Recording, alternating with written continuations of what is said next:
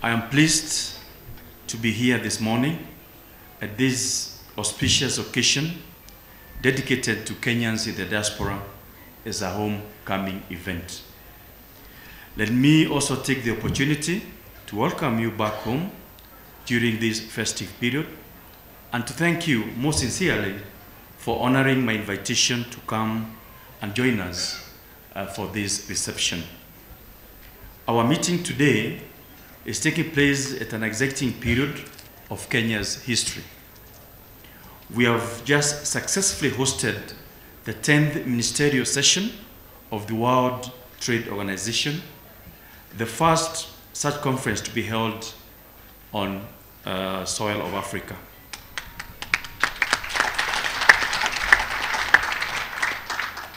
Earlier on, as most of you are aware, we were blessed to host His Holiness Pope Francis at his inaugural visit to Africa. In July, Kenya also successfully hosted the 2015 Global Entrepreneurship Summit, the highlight of which was the attendance of President Obama, a Kenyan diasporian.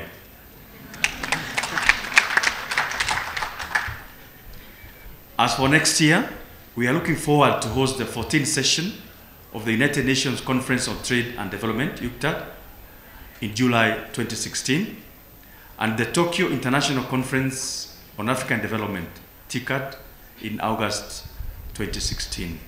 Those are real blessings. Ladies and gentlemen, these events only confirms Kenya as a leading brand in Africa, but further demonstrates our resilience as a country. For the second time, Kenya has been voted the world's leading safari destination by the World Travel Awards, WTA, giving a major boost to the tourism sector. In addition, the World Bank's 2016 Ease of Doing Business Index cites Kenya as the third most improved nation in its business regulatory reforms across 189 economies. We are therefore poised for greater things in this country and welcome all of you, especially members of the diaspora, to play their part and join the rest of Kenyans towards the development of this nation. Our deliberate policy to engage the diaspora in national discourse is out of our recognition of the immense potential of the diaspora. Diaspora diplomacy is a major pillar of Kenya's foreign policy and is aimed at integrating Kenyans abroad to contribute to the national development process in line with the aspirations and goals of Kenya Vision 2030. Diaspora remittances, currently estimated at over 115 billion Kenya shillings and accounting for approximately 3% of the country's total GDP, contributes positively to the growth of our economy.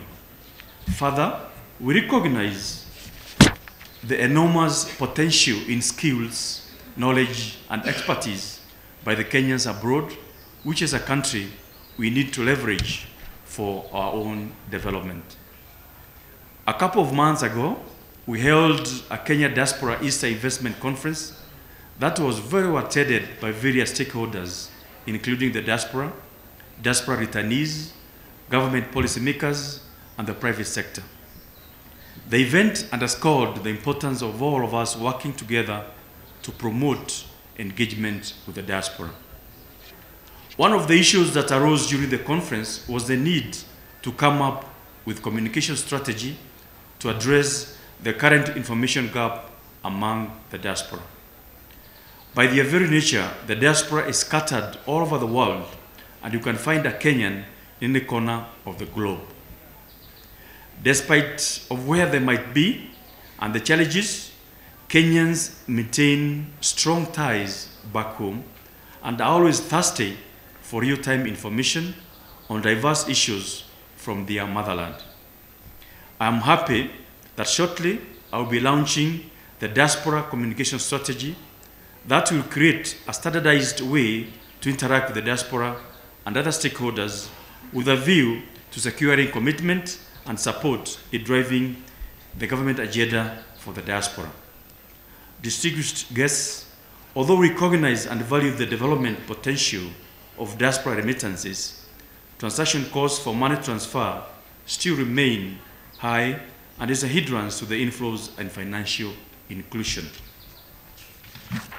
I am happy that the African Institute for Remittances, which is a country we are privileged to host, is now operational. Kenya will undertake studies and explore innovative ways to reduce transaction costs of money transfers and thus unlock the potential of increased remittances. In carrying out research, the Institute will also provide statistic data that will assist in measuring the impact of remittances on social and economic development of the African Union member states.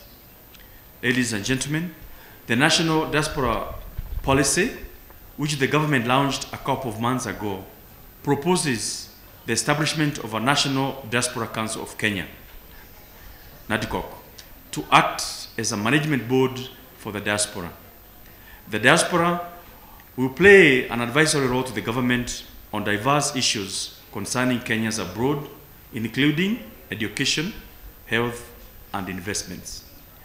My technical team has worked on a concept note on the establishment of this important organ for the diaspora, and it will be unveiled to you for comments and input before it is adopted by the government for implementation.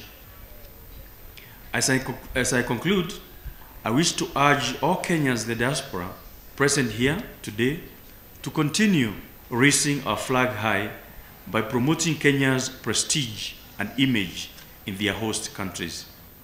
You are my first line ambassadors. For too long, we have depended on non-citizens to package, manage, market, and consume our tourism products. We urgently need to change this narrative so that the Kenya diaspora is at the core, not just on promotion of our excellent tourism products, but also being major consumers whenever on holidays. I want to challenge you. Each one of you should endeavor to bring at least one friend to visit Kenya next year. One diaspora, one tourist. One diaspora, one tourist initiative. Lastly, let me take this opportunity to wish you a Merry Christmas and a Happy New Year. And now, ladies and gentlemen, it is my distinct honor and pleasure to declare this Diaspora Homecoming Reception officially open. Thank you.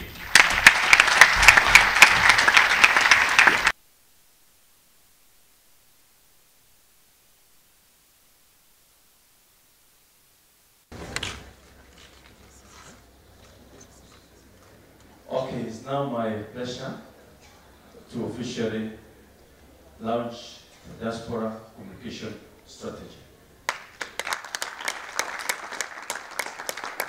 And here it is.